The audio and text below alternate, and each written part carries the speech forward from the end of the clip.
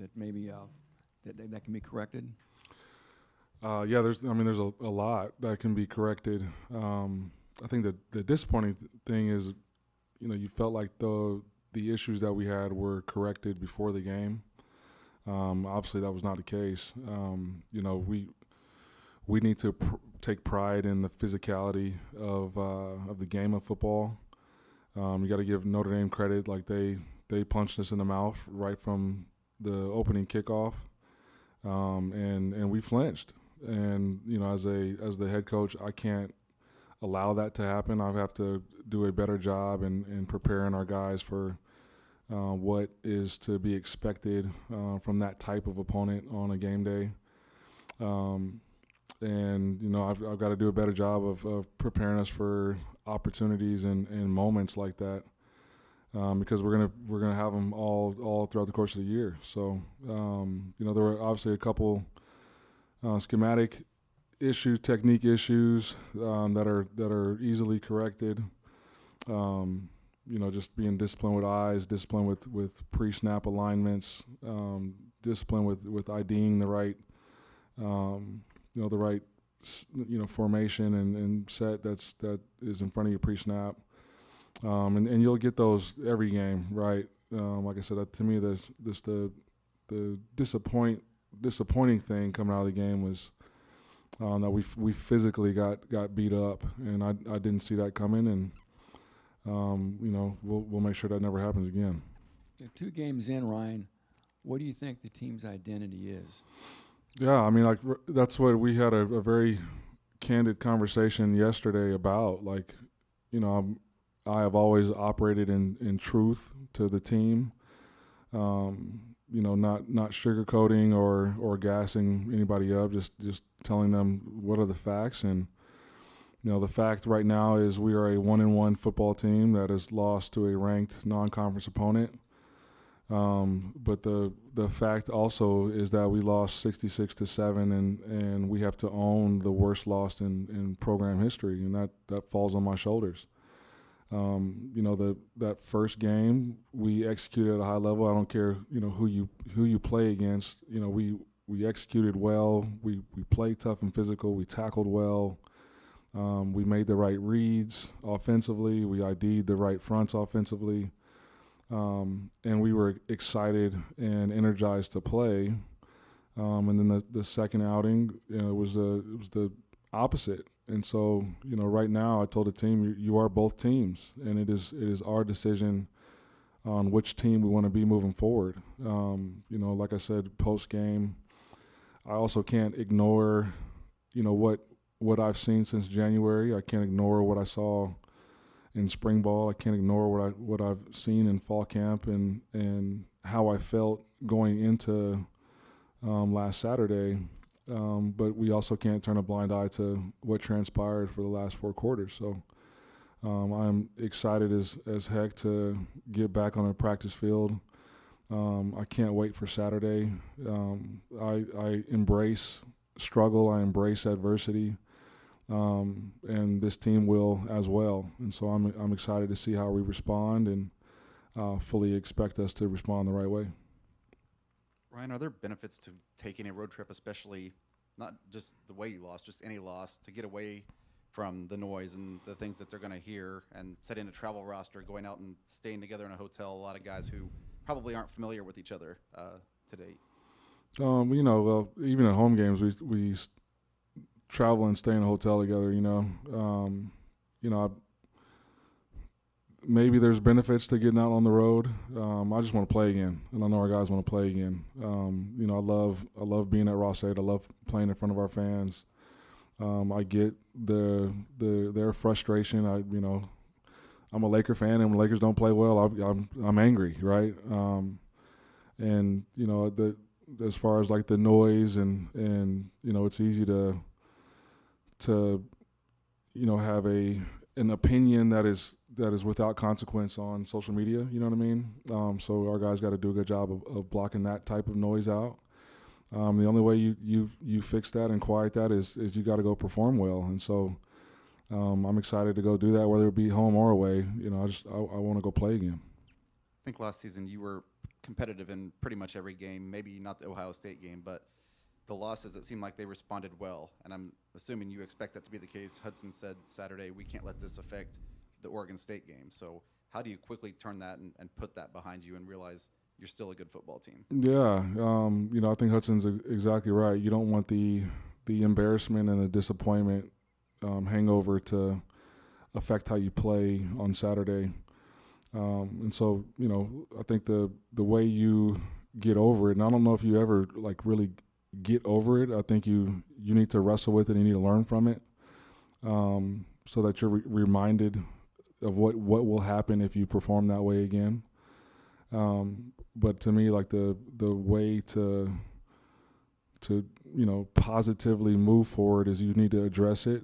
You need to look at it through realistic lenses, and confront it. You need to confront the adversity head on. And I thought we did that yesterday.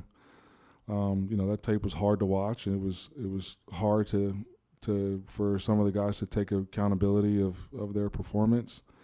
It's hard to watch, all three phases as a head coach, in knowing that, ultimately I'm responsible for everything that transpires on game day. But in order to move forward and to get this team where we need to go, that's what you have to do, from top to bottom, from myself to the last guy on the roster. So I felt like we did that yesterday. And seeing guys today, they're in a good place. They're excited and eager to get back on the practice field, and I'm sure they're going to be excited to play on Saturday. I know Saturday you said there were no positives out of that game. This is probably a negative that you punted so much, but I thought your punter performed pretty well given the circumstances and how much pressure he was under. How big of a weapon can that be, especially when you get in these tighter ball games where you can flip the field and rely on your defense? Yeah, I mean, it can really be an asset. Like you said, you flip the field, and just from a percentage standpoint, it gets back into your favor on being able to keep points off the board from your opponent. I do think if there was a silver lining positive from the game. Usually, when you have a performance like that and you have a disappointment that is that big, usually there are issues in the locker room. If we would have had that type of performance a year ago, it would have took a lot to sort of galvanize the troops and regroup. And on purpose, I paid attention to what was being said and how people were acting on the sideline. Hung around the locker room a little bit longer than normal. And this team is together. This team is tight knit. This team is they believe in each other, and they're ready to move forward. And so we got a choice right now. We can on Saturday we can either be 2-1 or we can be 1-2, and that's the reality of where we're at. Talked about getting punched in the mouth early. And needing to fix it. Just how do you go about fixing that aspect at least? Yeah, I think you draw back on lessons learned, right? We just saw what happens when you get punched in the mouth and you flinch. So moving forward, if that happens, especially early, we got to punch back and we got to embrace the challenge, embrace the physicality, and embrace the urgency with which we need to execute in order to climb back and get momentum back. I thought, one of the reasons that it kept faltering is just we weren't playing complementary football. Defensively we couldn't get a stop on third downs, and then offensively we were off the field fast, and so that is not a recipe for success. And so we'll address that and be better moving forward. And then just on the injury front, obviously CJ and Nyland aren't on the depth chart. Any early indication on those guys? And then any status update on George Burton, who was out on Saturday? So George is recovering. Obviously CJ and George are now recovering from some hamstring issues. Nyland is very close. He's running on the grass now, and it's just a matter of when he can get back to moving like himself, and so I wouldn't even rule this week out yet. And so we're eager and excited to get him back. CJ is feeling good. He's working his butt off, and when he's ready, he'll be out there. You talked when you took this job about how you had been sort of accumulating a kind of head coaching playbook over the years.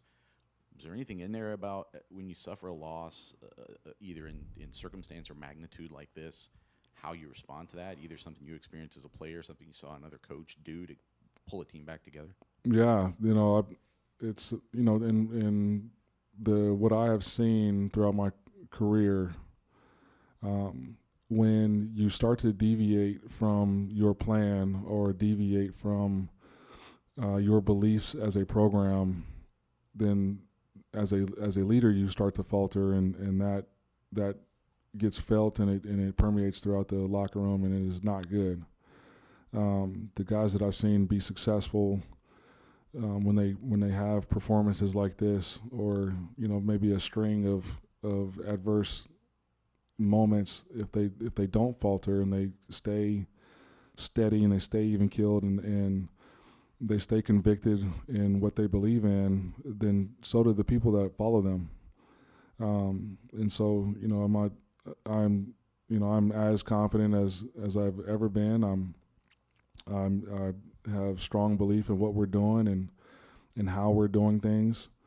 And so it's you can't have a like I said, an impulsive or a knee-jerk reaction to a 4-quarter instance.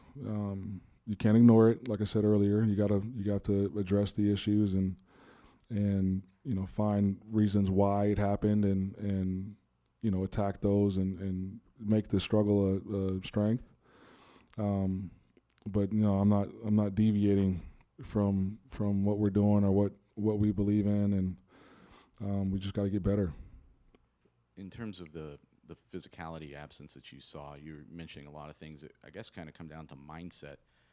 How much of that is on the coaches? Or I mean, you were a player. Like, how much of that is on individuals that have to kind of step up and do that on their own? I think it's both. Obviously, as a player, like you want to embrace that challenge. But as a coach, I also have to make sure that they're prepared to embrace that challenge and to expect that type of challenge. And so I got to put them in situations throughout the course of the week where that is tested, so that if we see that, then we can address it before the game instead of after. So like I said,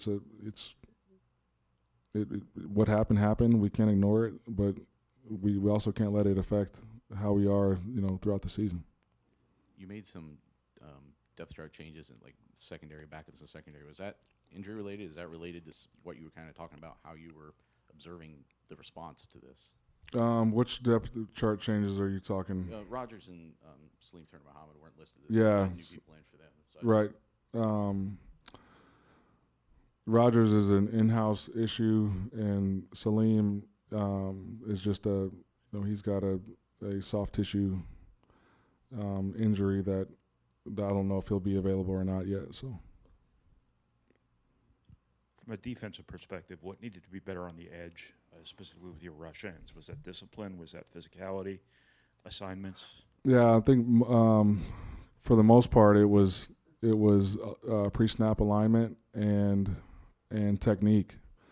When you are responsible for the edge and the edge is lost, it's usually not good, right? You got, like I said, you got to give Notre Dame credit. I thought going into it, those would be two of the better backs we'll see all season, and they are. And so, I don't know if that the speed or the quickness of the decision making, surprised us. But like I said, I think we can be better just from a pre-snap alignment to put ourselves in better position to be able to react. Managing the logistics of this trip west in season. This is not going to be a one-off deal now in the Big Ten.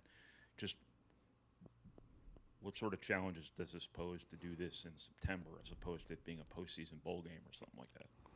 Well, I mean, you only have a week of prep right before you head out there. Obviously, the biggest challenge is just the 3-hour time difference. So usually you travel on a Friday to an away game. We'll leave Thursday after our morning practice so that we can try to get as acclimated as possible. And then the challenge will be the next week. And we get back, I think, around 6:30 our time on Sunday morning. And so that's a quick turnaround from an internal clock and from a recovery standpoint. So that it'll be an interesting learning experience. Moving forward. I know this is our only trip out west this season, but next year we'll have to take another one. So. Ryan, just the penalties, 11 the first week and 7 the last week, 18. Someone said that's the most penalties for any team that just played 2 games. How do you address that? Yeah, I think a lot of those penalties came later in the game. We addressed it yesterday with some accountability. And when you look at them, it's guys getting tired and playing with poor technique. And that can't happen. We had an emotional penalty late in the game. That definitely can't happen, which is why we've handled that internally. And so I think you're gonna get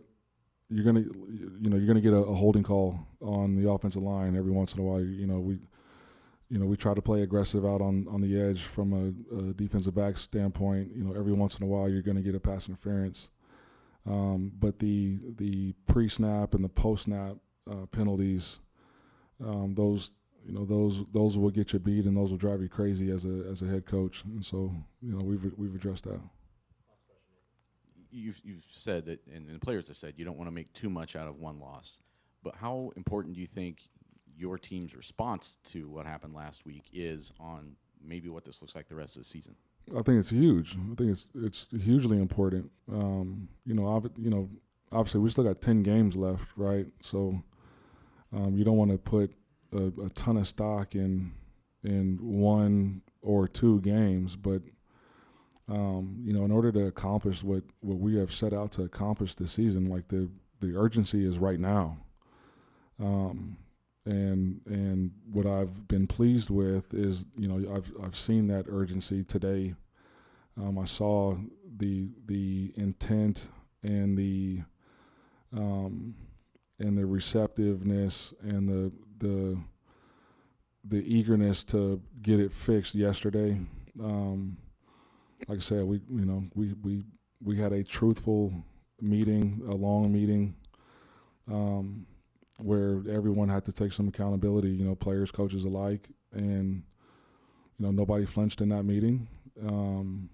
Guys were locked in. They were honest as well, and I think when you have a group that can have uncomfortable conversations and be open and comfortable having those conversations, I think you got a chance. And so we'll see how we respond on Saturday.